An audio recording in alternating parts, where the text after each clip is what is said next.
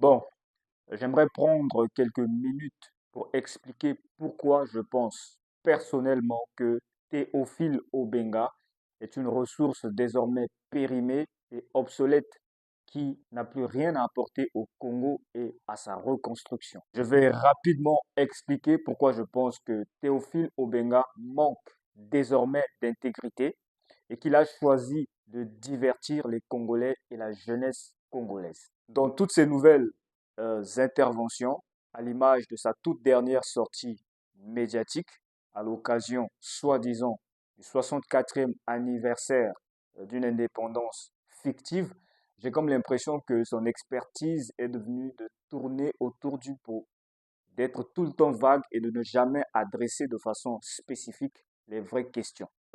Pour moi, c'est la technique des manipulateurs et des partisans de la diversion. Ils parlent de tribalisme, mais représentent un pilier puissant au cœur de ce système tribaliste. Il tient des conférences pour ériger en panafricaniste l'homme pour qui il travaille, alors que le professeur Kouvi Gomez, qui est de la même école que euh, Théophile Obenga, puisque les deux sont des disciples de Cheikh Anta Diop, Kouvi Gomez dit parfaitement l'opposé de ce que lui, il veut faire croire. Bref, ça c'était une parenthèse. Théophile Obenga est très virulent lorsqu'il faut parler de ce que les Blancs nous ont fait pendant la colonisation, l'esclavage et peut-être même jusqu'à ce jour. Il utilise les mots les plus durs pour qualifier ce que les Blancs nous ont fait. Il va même jusqu'à dire que les Blancs sont mauvais pour nous et qu'ils ne seront jamais bons.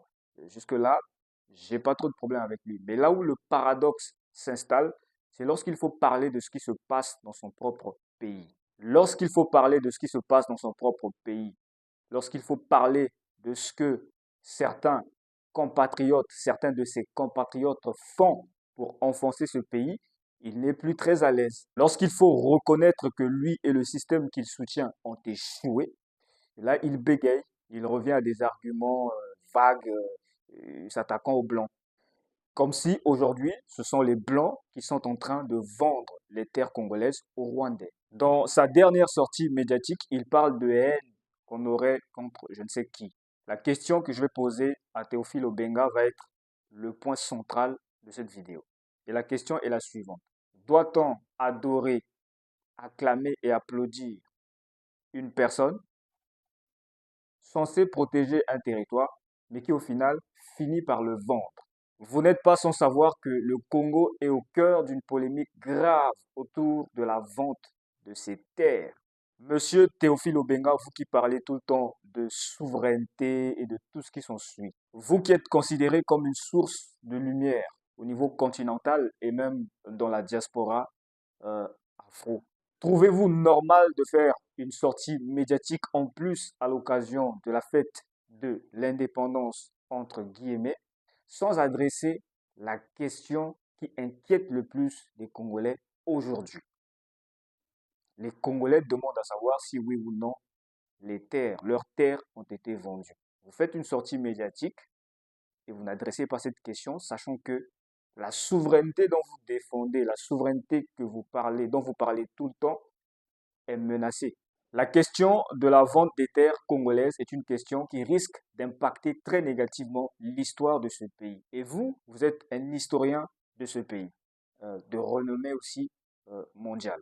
Donc, en tant qu'historien, est-ce que ça ne devrait pas être une priorité pour vous d'étudier cette question-là, vu les moyens que vous avez et vu la proximité avec les personnes qui sont concernées, d'étudier cette question-là pour jouer votre rôle, d'éclairer le peuple congolais?